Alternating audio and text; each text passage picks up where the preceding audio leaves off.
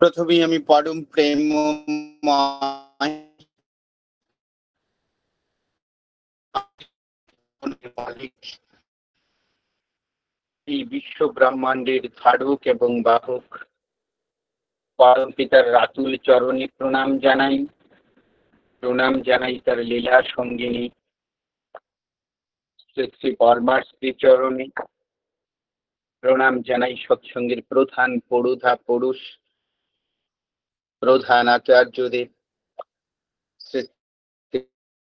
শ্রীচরণে প্রণাম জানাই আমাদের সবার জীবনের জীবন্ত প্রভু, আমাদের সবার জীবনের চলার পথের পাথেও বর্তমান আচার্যদেবের শ্রীচরণে প্রণাম জানাই পূজনীয় বিন্দাসক ঠাকুর পরিবারের সকলের শ্রীচরণে। আজকে এখানে উপস্থিত পরম প্রেমময়ের পুত পবিত্র পাঞ্জাদারী কর্মীবৃন্দ, অমৃত পিপাসু, অমৃত প্রেমিক, অমৃত পথের যাত্রী দাদা ও মায়েরা, সবাইকে জয় গুরু আর যথাস্থানে শ্রদ্ধা। আমি দাদাকে বলেছিলাম ইনফ্যাক্ট আমি অফিসে আমার রুমে টায়ার্ড ওপর, যদিও এক্সকিউজটা খুব একটা কাজে দিবে না। আমি এসছি প্রায় 10 ঘন্টা আগেই অফিসে, বাসায় ফিরবো আরো 6 ঘন্টা পরে। ট্রিমেন্ডাস বিজি এখন অফিস টাইমে।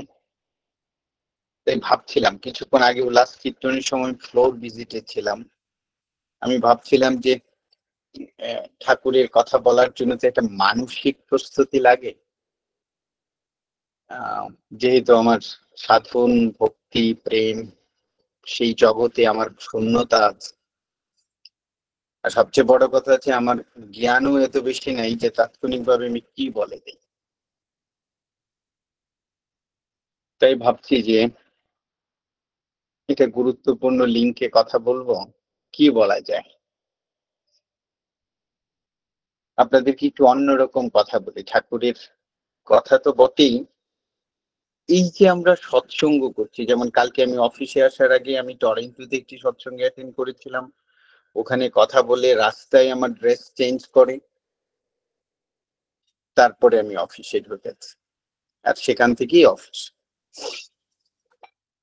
সেই সৎসঙ্গে একজন আমাকে প্রশ্ন করেছিলেন, আসলে সৎসঙ্গ করে লাভটা কি? নানাবিধ প্রশ্নের মুখোমুখি হই, অল্প স্বল্প জানা থেকে যতটা বলতে চেষ্টা করি, কেউ হয়তো পেছনে অন্য কিছু বলে। আসলে এই প্রশ্নটা কি আমাদের সবার মনে জাগে না? আসলে ঠাকুরকে ধরে লাভটা কি? আমরা তো লাভ ছাড়া কোনো কাজ করি না। কেউ যদি বলে যে আমি আমি আমি বিনা লাভে ঠাকুরকে ধরে ফেলেছি, বা আমি কিচ্ছু চাই না, আমার চাওয়া নেই, এটা হওয়া উচিত যে আমার কোনো কিছু চাওয়া নেই, কিন্তু এটা তো হয় না। এই যে আমরা আজকে সৎসঙ্গে গান শুনছিলাম, আমি হাঁটছিলাম আর গান শুনছিলাম, আপনাদের শব্দগুলি খুব একটা বুঝতেছিলাম না ফ্লোরে। একটা না একটা কিছু তো চাহিদা আছে যে আমার প্রভু সন্তুষ্ট হবে, আমার এই সুন্দর সুর প্রভুর চরণে নিবেদন করে প্রভুকে যদি একটু প্রীত করা যায়, এটাও তো একটা স্বার্থ, তাই না? তাহলে আমাদের স্বার্থটা কি? আসলে পরম পিতাকে নিয়ে চলা, প্রতিদিন ভোরবেলা উঠে পরম পিতার জন্য কিছু দেওয়া, ধ্যান করা, এটা অনেক বড় প্রশ্ন হওয়া উচিত। আর যেখানে প্রশ্ন থাকে সেখানে জানার আগ্রহ থাকে। দেখেন, মানুষ তো জন্ম নেই, একটি কথা আছে, আপনাদেরকে একটু ব্যতিক্রম কথা বলে, যে মানুষ, আমরা বলি না যে শূন্য হাতে এসছে আবার শূন্য হাতে যাবে, খালি হাতে আসছে খালি হাতে যাবে। আমি জানি না আপনারা কিভাবে বলেন, আসলেই কি তাই? আসলেই কি মানুষ শূন্য হাতে আসে আবার শূন্য হাতে যায়? আমি জানি না, শুরুটাই আমাদের কোন রকম ভুল ইনফরমেশন হয়ে যাচ্ছে কিনা।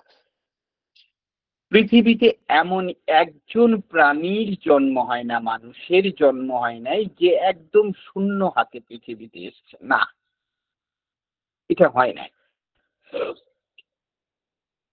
আমার মূল বক্তব্যটা, এই বক্তব্য শেষে আমি যাব যে ঠাকুরকে ধরে লাভটা কি হলো। যারা শিশু জন্মের সময়ে উপস্থিত থাকার সৌভাগ্য হয়েছে, আমার মেয়েগুলির জন্ম কানাডাতে, বড় মেয়েটা ছাড়া বাকি দুটা, আমার ওয়াইফের যখন সি সেকশন হয় তখন আমি আমি উপস্থিত ছিলাম, এখানে বাবার উপস্থিত থাকতে হয়। একদম ডাক্তার কিভাবে কাটছে, কিভাবে রক্ত স্নাত শিশুটাকে একদম বের করে নিয়ে আসছে, কি অনাবিল রক্ত বয়ে যাচ্ছে আমার স্ত্রীর পেট থেকে, এই পুরাটা প্রক্রিয়া আমাকে দাঁড়িয়ে দাঁড়িয়ে দেখতে হয়েছে বাবা হিসাবে। এই দেশের আদর্শ হচ্ছে যে একজন পিতা হিসাবে তুমি দেখো যে কতটা কষ্ট, কতটা রক্ত ঝরিয়ে তোমার সন্তানকে বহন করে এই পৃথিবীতে নিয়ে আসছে তোমার স্ত্রী। তুমি নতজানু হও, তুমি শ্রদ্ধাশীল হও তার প্রতি।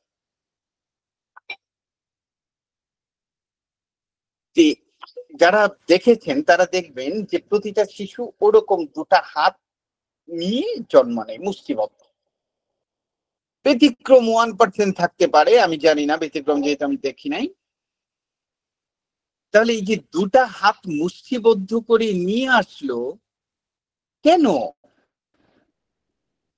ধর্ম বলছে যে একটি মুষ্টিবদ্ধ হাতে ছিল তার কর্মফল, আরেকটি মুষ্টিবদ্ধ হাতে ছিল তার স্বীকৃতি বা স্বীকৃতি। আমরা কিন্তু বলি যে পূর্বজন্মের স্বীকৃতি না থাকলে পরম পিতাকে পাওয়া যায় না। তাহলে যে শূন্য হাতে এসেছি কথাটা প্রথম ভুল। ভুল মানে এটা মারাত্মক ধরনের একটা ভুল, যে আমরা খালি হাতে কেউ আসি নাই। এই দুটো হাত মুষ্টিবদ্ধ ছিল, একটাতে ছিল আমার কর্মফল, আরেকটাতে ছিল আমার স্বীকৃতি। এই কর্মফল স্বীকৃতি নিয়ে আমার জীবন শুরু হয়েছে। আমি হাঁটি হাঁটি পাপা করে মানুষ হয়ে গেলাম, বড় হলাম, ঠাকুর পেলাম, কর্মজীবন শেষ, মারা গেলাম। এই যে আমি মারা গেলাম, মৃত্যুর সময় আমি নিয়ে যাব তিনটি বিষয়। তাহলে খালি হাতে যাচ্ছি না, একটি যুগ হয়ে গেল। একটি হাতে থাকবে আমার কর্মফল, আরেকটি হাতে থাকবে স্বীকৃতি, এবং আরেকটি থলিতে নিব আমি পাপ পুণ্য। তাহলে আমি আসি নাই খালি হাতে, আমি যাবও না খালি হাতে। Concept clear? যে এই কনসেপ্ট থেকে আমাদের বেরোতে হবে। এবং মৃত্যুর পর আমার এই পথ পাড়ি দিতে আমার 16 দিন সময় লাগবে। আমার সময় লাগবে টোটাল 16টা দিন। 16 দিন পরে আমি চিত্রগুপ্ত আর বিচিত্রগুপ্তের কাছে আমার স্বীকৃতি আর আমার কর্মফল জমা দিয়ে দিব। তারা দাঁড়িয়ে থাকবে, তাই দেখবে, বলবো যে বাচ্চা তুমি কি নিয়ে আসছো? যে আমার স্বীকৃতি আর কর্মফল আমি জমা দিয়ে দিলাম। জমা হয়ে গেল। আমি পাপ এবং পুণ্য নিয়ে আমি ওপারে যাব। সবাই ওপারে যাবে, যেতে হবে। আমি ভব নদী পার হয়ে আমি ওপারে যাব। ওপারে যাওয়ার পরে আমি দুটি রাস্তা পাবো। ওপারে থাকবে দুটি রাস্তা। একটাকে বলা হচ্ছে বৈকুণ্ঠ, ডান দিকের যে রাস্তাটি গিয়েছে সেটাকে হচ্ছে বৈকুণ্ঠ নগর বা বৈকুণ্ঠ ধাম। আমার যদি পুণ্য থাকে, আমার যদি ভালো কাজ থাকে, আমার যদি পরম পিতার প্রেম ভরা দেহ থাকে, তাহলে আমি ডান দিকে রাস্তা ধরে আমি বৈকুণ্ঠ দান প্রভু ধামে চলে যাব। বাম দিকে যে রাস্তাটা গিয়েছে সেটাকে বলা হচ্ছে 28 নগর, 28টি নরক। এই যে 28 নগরে আমি যাব ডান বাম দিকে, এই 28 নগরে এক একটি নগরে রয়েছে 100 করে কুণ্ড। 28টি নগরে রয়েছে 2800 কুণ্ড, 2800 নরক কুণ্ড ভোগ করতে হবে আমাকে। আমাকে 2800 নরক কুণ্ড ভোগ করার পরে কি আমি শেষ? আবার আমাকে ফিরে আসতে হবে। ফিরে আসার ক্ষেত্রে আমার নির্ধারণ হবে ওই আমার স্বীকৃতি কেমন ছিল, আমার কর্মফল কেমন ছিল, সে অনুযায়ী অনেক বড় গল্প, এখানে শেষ করে ঠাকুরের আলোচনায় যাই। ওই যে স্বীকৃতি আমার জমা ছিল চিত্রগুপ্ত আর বিচিত্রগুপ্তের কাছে, আমার কর্মফল জমা ছিল, আমার পাপের শাস্তি আমাকে নরক ভোগ হয়ে গেছে। আমি নরক ভোগ করলাম, কি হলাম, কতবার করলাম সেটা হলো। এবার আমাকে স্বীকৃতি অনুযায়ী আমার জন্ম হবে সেই পরিবারে, সেই বর্ণে, সেই গোত্রে এবং সেই রকম ভাবে। আর সেইটার জন্য আমাদের পরম পিতাকে ধরতে হবে।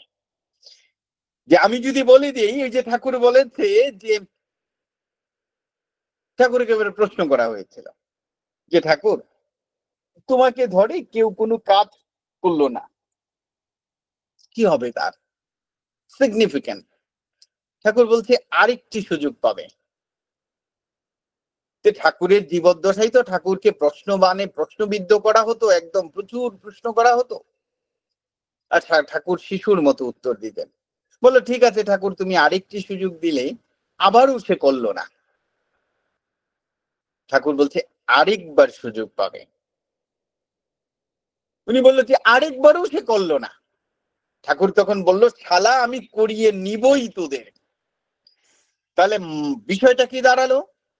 যে আমি যে আজকে আমার পরম পিতাকে জীবনের সারথি বানিয়েছি, আমি যে আমার পরম পিতাকে জীবনের কান্ডারি বানিয়েছি, এই পরম পিতাকে পাওয়ার, এই দীক্ষা নেওয়ার মূল, ঠাকুরকে ধরার মূল, যে আমার ২৮০০ কুণ্ডলী, আমার কুণ্ড পরিত্রাণের পরেও যদি আমি ফের আসি, অন্তত ওইটুকু স্বীকৃতি থাকবে যে জীবদ্দশায় পরম পিতা আমি তোমাকে ধরেছিলাম, হয়তো করতে পারি নাই, কিন্তু নামটি তো তোমাকে নিয়েছিলাম। সেই নামের জন্য আরেকটি শ্রেষ্ঠ এবং ঊর্ধ্বতম জন্মের অধিকারী হব আমি। সৎসঙ্গ আমাকে কি শেখায়? আমাকে তো ঊর্ধ্বতম, ঊর্ধ্বগামী হতে শেখায়। তাই এই যে আমরা সৎসঙ্গ করি, ঠাকুরকে নিয়ে চলি, আচার্য নির্দেশ মেনে চলি, তার কারণটি কি?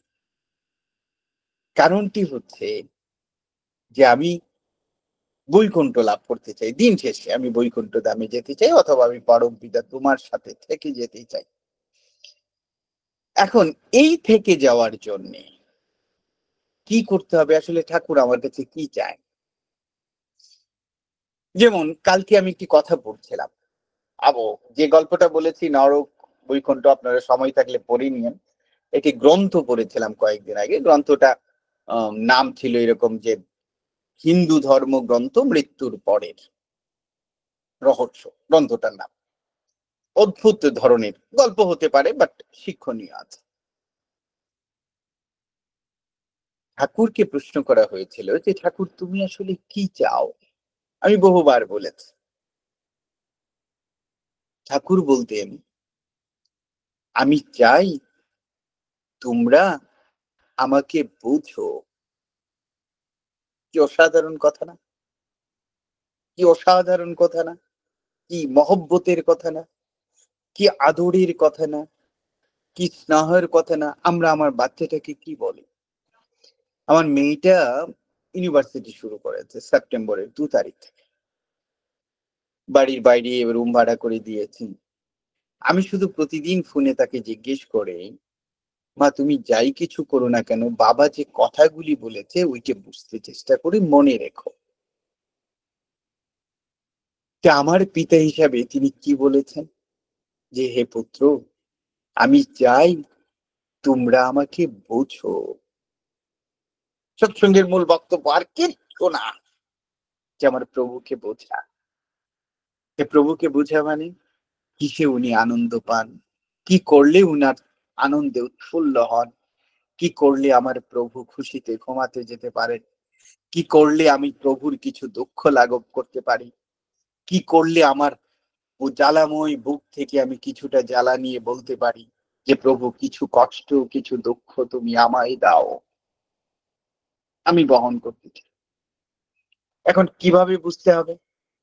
বুঝাটা কিভাবে? বুঝা মানে ভালোবাসতে হবে। এখন ভালোবাসাটা কি হবে? আমরা অনেক কিছুকে ভালোবাসি, তাই না? ভালোবাসা অনেক রকমের হতে পারে, আমি জানি না, সেটা আমার মতো মূর্খের সংজ্ঞা। ভালোবাসার সাথে মহব্বত থাকতে হবে, মায়া থাকতে হবে। যেমন আমার সন্তানের যদি জ্বর হয় আমি অস্থির হই, কারণ তার প্রতি আমার ভালোবাসা প্লাস মায়া আছে। যে ভালোবাসায় মায়া নেই সেটাকে ভালোবাসা বলে না, মোহ হতে পারে। তার প্রতি আমার মায়ার জন্ম হতে হবে। যেমন আপনাদেরকে আরেকটা কথা বলি, চলার সাথী পড়ছিলেন আপনারা, এটা আপনাদের বিবেকের কাছে, আপনাদের হৃদয়ের কাছে মিনতি। আজকে আজকে সবাই চলার সাথী বইটা খুলবেন। অসাধারণ একটি বই। ঠাকুর বলেছে যে তোর চলার সাথী বইটি বগল চাপা করে রাখবি, জীবনে যেখানেই ঠেকবি, যেখানেই সমস্যা, খুব কায় মনোবাক্যে প্রভুকে প্রণাম করে আন মনে চলার সাথী বইটি খুলবে। যে পাতাটি বা পৃষ্ঠাটি বের হবে ওখানেই তোর জীবনের সমাধান দেওয়া আছে। কি চাই আমরা বলেন তো? সেই মানুষটির প্রতি মায়া জন্ম হবে না? সেই মানুষটির প্রতি আমার মমতায় গদো গদো হবে না হৃদয়? তা তো হতে পারে না। মমতাটা কেমন? একদিন রুক্মিণী এসছে রাধা রানীকে দেখতে। খুব ইম্পর্টেন্ট। রাধা রানীকে দেখতে এসে দেখে রাধা রানীর শরীরটা ভালো না, কিছুটা অসুস্থ। রুক্মিণী তখন তার সেবায় ব্যস্ত হয়ে উঠলেন। রাধা রানীর জন্য একটি গরম দুধ করে নিয়ে আসলেন, যে কিছুটা দুধ খেলে যদি রাধা রানীর শরীরটা একটু শক্তি পান। রাধা রানীকে দুধ দিলেন, দুধ দিয়ে রাধা রানী দুধটা খেলেন, কিন্তু দুধটা গরম, এবং এতটাই গরম উনি খাওয়ার পরে কিছুটা অস্থির ফিল করছেন। একটু বললেন না, কারণ সেবা করে দিয়েছে, যত্ন করেছে, কিন্তু তার বুকে একটু জ্বালা হচ্ছে। রুক্মিণী রাধা রানীকে আবার শুইয়ে যত্ন করে এবার ভগবান শ্রীকৃষ্ণের কাছে গেলেন। খুব ইম্পর্টেন্ট যে ভগবান প্রভুকে এখন সেবা দিতে হবে। গিয়ে দেখলেন প্রভু শুয়ে আছে। প্রভুর পা গুলি কি স্পর্শ করে আদর করে পায়ের যত্ন কর। গিয়ে দেখে যে প্রভুর পা গুলি একদম লাল হয়ে ফুলে আছে, পুড়ে যাওয়া। রুক্মিণী তখন বলল, প্রভু তোমার পা পুড়ে গেল কিভাবে? কি হয়েছে তোমার? প্রভুর পা পুড়ে গেছে। প্রভু বললেন যে রুক্মিণী, হে রাধা যে আমার প্রাণ, রাধা যে আমার মহব্বত, রাধা যে আমার মমতা, ওর কিছু হলে আমার হৃদয় জ্বলে ওঠে। দিস ইজ কল লাভ। তো ঠাকুর বলছে তোমরা আমাকে বোঝো। কেমন করে বোঝো? যে কিসে আমার বুক জ্বলে উঠে, কি করে আমার প্রাণ কেঁপে উঠে, আমি কি করে তোমার জন্য অপেক্ষা করি, তুমি কবে ফিরবে পুত্র আমার হয়ে। এই মমতা যদি না থাকে, এই প্রেম যদি না থাকে, যে আমার প্রভু কি চায়, আমার প্রভুর জন্য প্রাণ কাঁদে কিনা, যদি না থাকে, তাহলে আমরা কি করবো? এই যে আমরা যেমন দেখেন মমতা কি জিনিসটা কি, যে আমরা আমরা বলি না যে প্রভু যার তার হাতে খায় না। আমরা তো বলি যে সবাই প্রসাদ দিবেন না। হ্যাঁ, খায় না, কিন্তু এটার ব্যাখ্যাটা কি?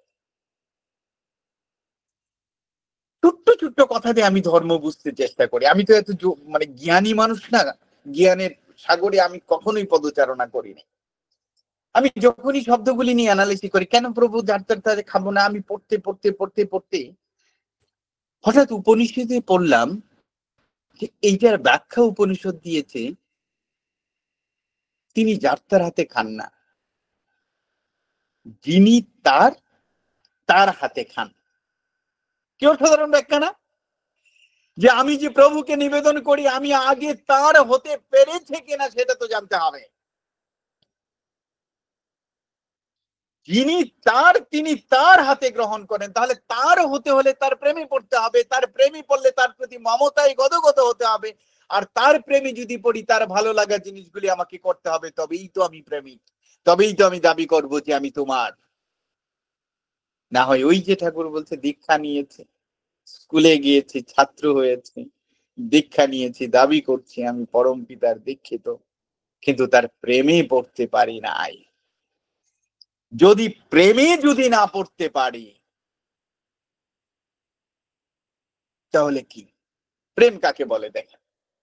আরেকটি কথা বলি আপনাদেরকে, খুব এলোমেলো আলোচনা, আপনারা মালা গেঁথে নিয়ে, এই সবকিছু আলোচনার মধ্যে যদি মালা গেঁথার কিছু থাকে।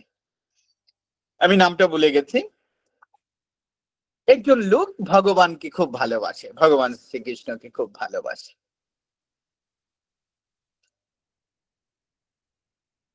ভগবান শ্রীকৃষ্ণকে ভালোবাসে,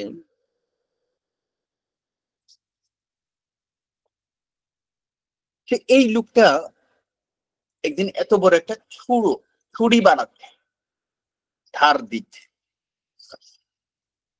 কেন ধার দিচ্ছে? যে তারপরে বলছি যে হঠাৎ করে দেখলেন, নারদ মুনি দেখলেন ভগবান রাতের অন্ধকারে ইট মাথায় করে একটি লোককে দিতে যাচ্ছে। নারদ দেখলো যে প্রভু রাতের মাথায়, উনি অনেক কিছু বোঝা করেন, কিন্তু ইট বোঝা বয়ে কেন নিচ্ছেন, ইট নিয়ে যাচ্ছেন কেন? নারদের তো প্রশ্ন মানে প্রশ্নবিদ্ধ করবেন, বলছে প্রভু কোথায় যাও? বলছি যে দেখো নারদ, আমার একজন ভক্ত, তার কোনো ঘর নেই, তাই তাকে একটি ঘর বানিয়ে দিব আমি। প্রভু ইট বহন করে নিয়ে যাচ্ছে। তখন বললো যে প্রভু তুমি তো দিনের বেলাতেও নিতে পারতে, তুমি রাতে নিয়ে যাচ্ছ কেন? বলছি দেখো, আমি দিনে নিতে পারতাম না। বলছে কেন? বলছি ইটগুলি আমি অন্যের বাড়ি থেকে চুরি করেছি, দিনে তো আমি চুরি করতে পারতাম না। নারদ বলল যে কত বড় প্রেম, কত বড় ভক্ত, কত বড় মানুষ, যে আমার তো তাকে দেখতে হবে। সে প্রভুর সাথে কিভাবে যাবে? তখন সে ব্রাহ্মণ সাজলো। প্রভু যাচ্ছে, হঠাৎ করে প্রভুর আগে আগে ব্রাহ্মণ সাহেব গিয়ে দেখলো ওই যে ভক্ত, সে অনেক বড় একটা ছুরা বানিয়েছে, ছুরাটায় ধার দিচ্ছে। ব্রাহ্মণ বললো যে তুমি এই ছোড়া দিয়ে কি করবে? বলছে আমি 3 জন মানুষকে হত্যা করব। প্রেম কাকে বলে চিন্তা করে। বলছে যে কেন তুমি 3 জন মানুষকে? তো অবাক হলো যে ভগবান যাকে ভালোবাসে সে আবার মানুষ খুন করবে কেন? বলছে 3 জন মানুষকে আমি হত্যা করব, তার কারণ, বলছে কে 1 নম্বর কে? বলছে 1 নম্বর আমি অর্জুনকে হত্যা করব। অবাক হলে, বলছে অর্জুনকে তুমি কেন হত্যা করবে? বলছে কেন? অর্জুন কি রথের সামনে দাঁড়িয়ে যুদ্ধ করতে পারতো না? কেন প্রভুকে রেখেছিল? যুদ্ধ যেদিন শেষ হয়েছিল, প্রভুর বুক থেকে যখন তীরগুলি খুলছিল, কত রক্ত ঝরেছে। আমি এই স্বার্থপর প্রেমিককে আমি বাঁচাতে চাই না। প্রেম কাকে দেখেন? আমরা বলি ভগবান শ্রীকৃষ্ণের অর্জুন ভক্ত, আর ও আরেক ভক্ত চিন্তা করেন সে কিভাবে দেখছে বিষয়টাকে। বলছে যদি আঘাত লাগতো যে আমি প্রভুকে বাঁচাবো, সব আঘাত আগেই লাগবে, ওই যে মহব্বত লাগবে। মা যেমন কি করে, মা যদি দেখে যে পানিতে বাচ্চা পড়ে গেছে, মা ডুব দিয়ে দিবে বাচ্চাকে বাঁচানোর জন্য, প্রয়োজনে মাথায় নিবে, বাচ্চা নিজে মরে যাবে জল খেয়ে। এই মমত্ব বোধ থাকতে হবে যে আমি মরবো তোমার তরে প্রভু, তবু ব্যথা যেন তোমায় স্পর্শ না করে, যত দুঃখ আমায় দাও। আর আমরা কি করি? ঠাকুর এটা দাও, ঠাকুর এটা দাও, প্রণাম করে এটা দাও, আচার্যদেব এটা দাও, আচার্যদেব বদলি করে দাও, প্রমোশন দাও, দাম্পত্য জীবন সুখী করে যাও, বাচ্চাকে মানুষ করে দাও। হাই রে জীবন, হাই রে মানুষ আমরা, তাই না? তাকে দেই না। কিন্তু সারাদিন বলতে পারে না প্রভু আমার এটা নাও, জীবন নাও, আমার দুঃখ, আমার সুখটা নাও, আমার ভালোবাসা নাও, সব দুঃখ দাও, কেউ বলি না। জিজ্ঞেস করলো তুমি দ্বিতীয় কাকে হত্যা করবে? বললো আমি আমি হত্যা করব একজন নারদ নামে ব্যক্তি আছে, সারাদিন খালি প্রভু প্রভু করে, না ঘুমাতে দেয়, যখনই প্রশ্ন, যখনই প্রভুর কাছে, প্রভু বিশ্রাম করছে, বিরক্ত করে। এইরকম মানুষকে, এরকম প্রভু প্রেমিক মানুষকে রাখবো না। নারদ কাঁপতে শুরু করছে, সর্বনাশ, আমি যে ভাগ্যিস আমি ব্রাহ্মণ সেজে এসেছি, না এটা আমাকেই দিত। কেমন মানুষদেরকে হত্যা করবে? যারা সবচেয়ে বেশি ভক্ত। বলছে তৃতীয় কাকে হত্যা করবে? বলছে আমি প্রহ্লাদকে হত্যা করব। ভাবেন আপনি। বলছে প্রহ্লাদকে কেন হত্যা করবে?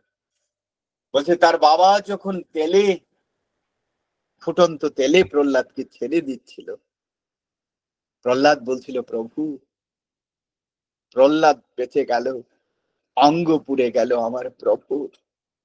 আমি এরকম প্রভু ভক্ত, আমি ভক্ত চাই না, যে আমার প্রভুর বুকে রক্ত ঝরায়, যে আমার প্রভুর শরীরকে পুড়ে দেয়, যে দিবারাত্রি প্রভু নামে প্রভুর বিশ্রামকে নষ্ট করে দেয়, সেরকম প্রভু প্রেমিককে আমি হত্যা করে দিয়ে আমি প্রভুর সুখ নির্ধারণ করব। যে ঠাকুরকে সৎসঙ্গে, আমি জানি না আমাদেরকে এরকম পাগল করে থেকে না, আমি জানি না যে পরম পিতার প্রতি ভালোবাসা আমাকে এরকম পাগল ভক্ত বানিয়ে দিয়েছে কিনা। যদি না বানায়, আমি জানি না আমাদের কি পরিণতি হবে। কারণ ঠাকুর বলছে যে এবার বিচারের বার, শাস্তির বার আমি প্রকৃতির কাছে ছেড়ে দিয়ে গেছি। প্রকৃতি প্রকৃতদেরকে পিটিয়ে পিটিয়ে তার চিহ্ন করে নিয়ে যাবে। ঠাকুরের কিচ্ছু নাই, কিচ্ছু নাই। লাস্ট কথা বলি, এত সব আয়োজন, নিরাশের কথা বললে তো লাভ নাই, কিছু আশার কথা বলি আপনাদের কাছে। তারপরে একটি বার, শুধু একবার, আমরা বলি না যে একবার রাধে বল। ঠাকুর কি বলেছিলেন? ঠাকুর বলেছিলেন কামও ছাড়িস না, কামিনীও ছাড়িস না। ঠাকুর জানতেন এগুলি আমরা ছাড়তে পারবো না।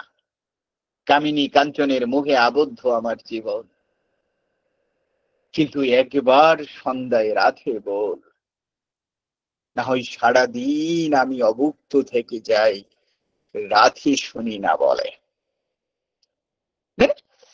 এটি ছেলে, অবাধ্য ছেলে। এটাই আলোচনার আজকে শেষ। খুব বিচ্ছিন্ন আলোচনা, আবারও অনুরোধ করব আপনারা আপনাদের মতো করে নিয়েন কথাগুলো।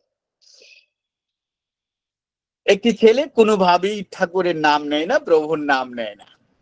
তার মা খুব কাঁধে, বেপরোয়া ছেলে। একজন মনীষীর কাছে নিয়ে গেলেন, একজন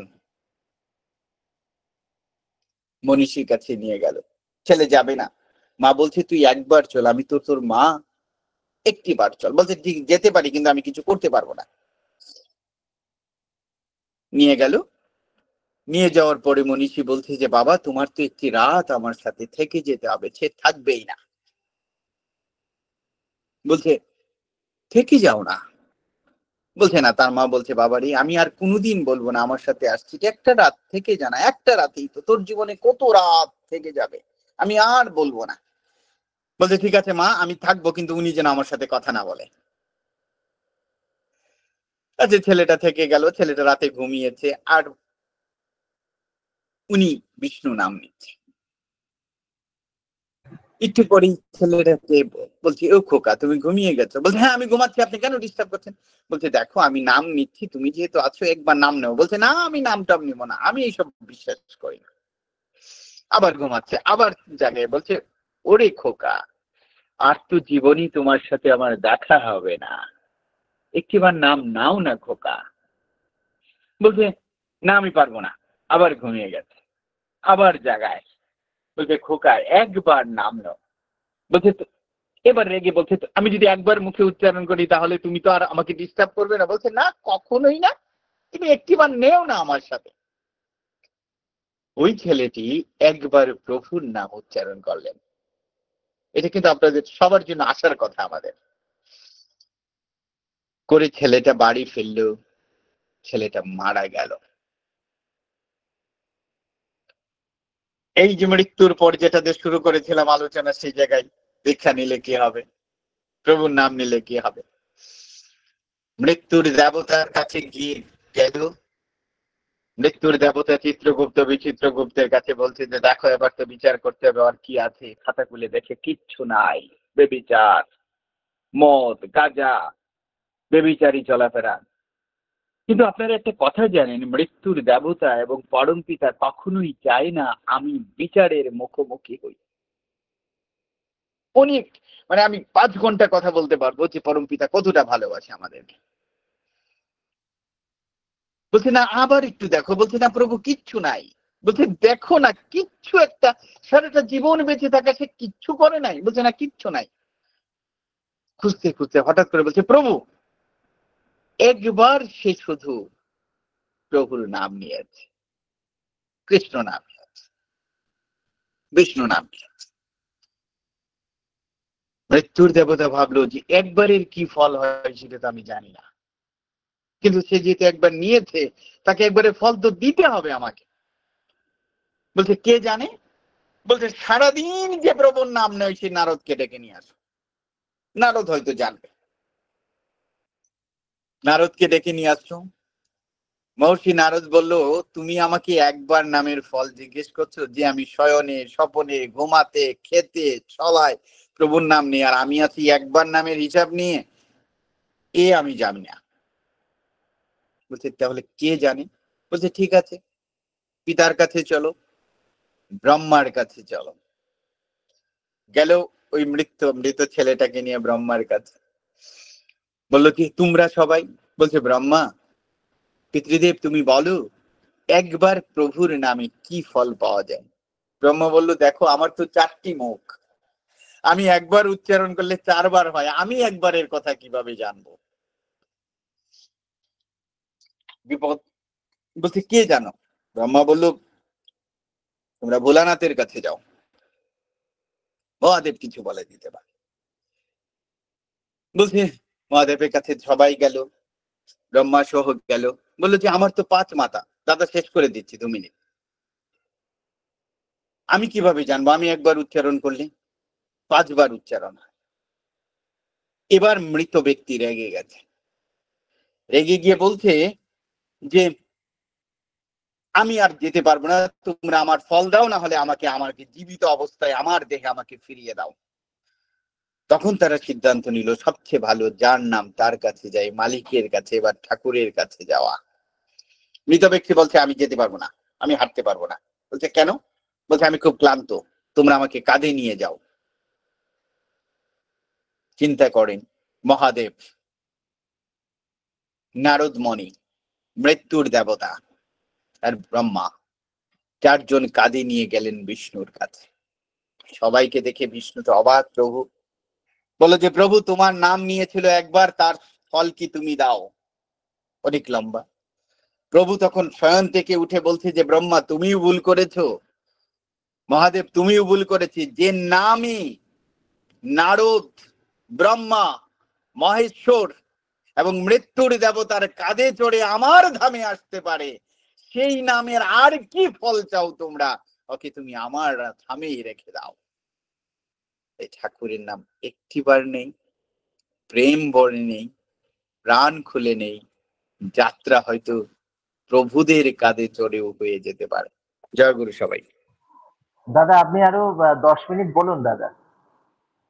জয়গুরু দাদা। দাদা আপনি আরেকটু বলুন, আরেকটু 10 মিনিট বলুন দাদা। এখন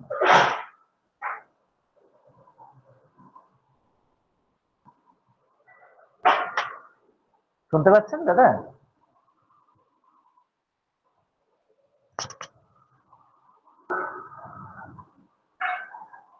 হ্যালো। আগে আমাকে বলছেন। হ্যাঁ শ্রদ্ধেয় দাদা, বলছি আপনি আরো আরো মিনিট 10 বলেন দাদা, সময় আছে এখন।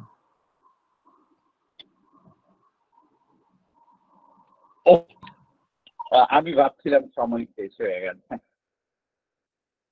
না না, আপনি একটু বলুন, এই বিষয়টা সুন্দর আলোচনা। বিষয়টা হচ্ছে এরকম যে দেখেন, আমরা আমি গল্প করছিলাম, গল্পটা ছিল ওরকম যে প্রভুকে পাওয়ার জন্য আসলে আমাদের আর কিচ্ছু দরকার নেই। প্রভুকে পাওয়ার জন্য একটু মমতা দরকার, একটু মমতা। দেখি প্রধান আচার্যদের কাছে আমার যিশু বসেছিলেন, প্রধান আচার্যকে সবাই পিতৃদেব নামে ডাকতেন। এবং এই পৃথিবীতে ঠাকুরকে ভালোবাসার মতো একজন মানুষ এই পৃথিবীতে, যিনি সবকিছু ঠাকুর, তিনি ছিলেন প্রধান আচার্য। এবং ঠাকুর নিজে বলতেন যে বড় খোকার আমি একটি টাকার এপিঠ আর অপিঠ। যে সবাই বসে বসে পিতৃদেবকে বলছে যে আমাদের ঠাকুরের কাছে কি চাওয়া। অসাধারণ একটি কথা, কুটান কোট। প্রধান আচার্যদেব বলেছিলেন তোমরা তার কাছে যাও, তার কথা শোনো, তার সাথে নীড় বাঁধো। আর আর কিছু লাগবে আমাদের জীবনে? যে আমার যদি জীবনের কোনো নীড় বাঁধতে হয় তাহলে আমি তার সাথে নীড় বাঁধবো। এর বাইরে যদি আমার জীবনের কোনো নীড় বাঁধা হয়, সেই নীড় আমার জীবনের ঠিকানা হতে পারে না, কোনোদিনই পারে না। আমার ঠাকুরকে ধরার অর্থ কি? যে অদ্য হতে তোমাকে প্রতিষ্ঠা করাই আমার জীবনের যজ্ঞ। প্রতিষ্ঠা মানে কি? তাকে আমার জীবনের প্রতিষ্ঠা করব, যে তুমি ছাড়া আমার কেউ নেই, তুমি ছাড়া আমার রাধারানী। এই যে আমরা বলছি ভগবান শ্রীকৃষ্ণকে তো যেতে দেয় না, সবাই চলে যাবে। সখীরা তো রাস্তায় শুয়ে আছে যে তোমার রথ আমাদের বুকের উপর দিয়ে চালিয়ে দাও, তারপরেও তুমি বৃন্দাবন ছেড়ে চলে যেতে পারবে না। প্রেম এরকম হতে হবে।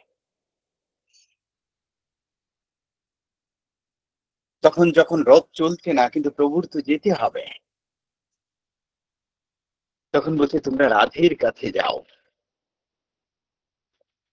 অন্যরা বলছে প্রভু তুমি যাও। গিয়ে দেখে রাধে দরজা বন্ধ করে চুপ করে কাঁদছে। প্রভু গিয়ে রাধের কাছে ছুঁয়ে বলল রাধে আমাকে যেতে দাও, আমি আজ যাব, কাল আসবো। এটা নিয়ে একটা বিখ্যাত গানও আছে যে কালা কাল আসবে বলে আর এলো না, 100 বছর লেগেছিল ফিরতে। এদিকে রাধা প্রভুর জন্য অপেক্ষা করে, প্রভু তো কালকে আসবে। দিন যায়, বছর যায়, কালা আর ফিরে না। প্রেম কাকে বলে দেখে। তার বিরহে রাধারানী কলা গাছের নিচে বসে যখন কাঁদছে, কাঁচা কলাগুলি ঝরে ঝরে পড়ছে তার বিরহে। পাখিগুলি তার ডাকা বন্ধ করে দিয়েছে, গাছগুলি বাতাসে তার পাতা নাড়াচ্ছে না। তখন দুটি পাখি প্রভুর কাছে গেল। রাধে পাঠালো দুটি পাখিকে যে তুমি গিয়ে কালাকে বলো যে আমাকে যে কথা দিয়ে গেছে যে আমার প্রাণটা নিয়ে যাক, আমি আর তার বিরহ মানতে পারছি না। পাখিগুলি দুটো গিয়ে বললো যে প্রভু তুমি চলো, রাধে মারা যাচ্ছে। রাধে বলেছে তুমি তাকে মুক্তি দাও, না হয় তুমি ফিরে আসো।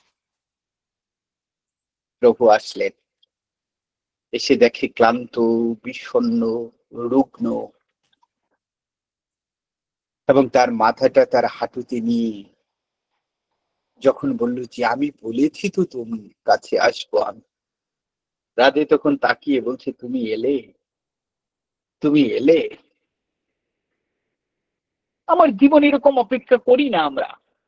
আরে কটা বছরই তো আমি এরকম ভাবে বলি, হ্যাঁ জীবনে জ্বালা আছে, সংসারে জ্বালা আছে, পাওয়া আছে, না পাওয়া আছে, যাতনা আছে, অর্থ ব্যথা আছে, জীবনে সবকিছু আছে, কিন্তু একটা জীবন ধরে ঠাকুরের জন্য একটু অপেক্ষা করি না যে তুমি আসবে বলে, প্রতিদিন বাতায়ন খুলে তাকিয়ে থাকি, কখন আসবে প্রভু তুমি, কখন আসবে। দিন যায়, আমার অপেক্ষার যেন শেষ না হয়। দেখবেন ঠিক একদিন রুনু ঝুনু শব্দ করে, সোনার নুপুর পায়ে প্রভু এসে বলল, পুত্র আমি এখানে। অবশ্যই, কারণ ঠাকুর বলেছে তো, এটা তো ধর্মের কথা, যে করে আমার আশ আমি করি তার সর্বনাশ, তবু যদি না চারে পাশ আমি হই তার দাসের দাস। এটা তো ধর্মের কথা।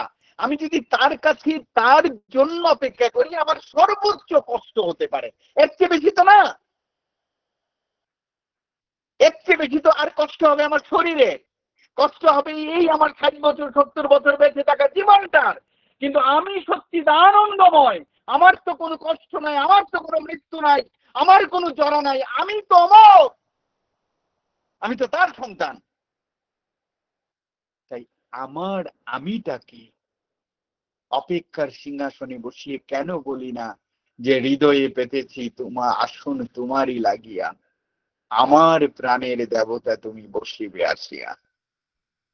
নিশ্চিত করে আমি বলছি যে প্রভু হাসি মুখে আসবে, এবং প্রভু না আসে পারেই না।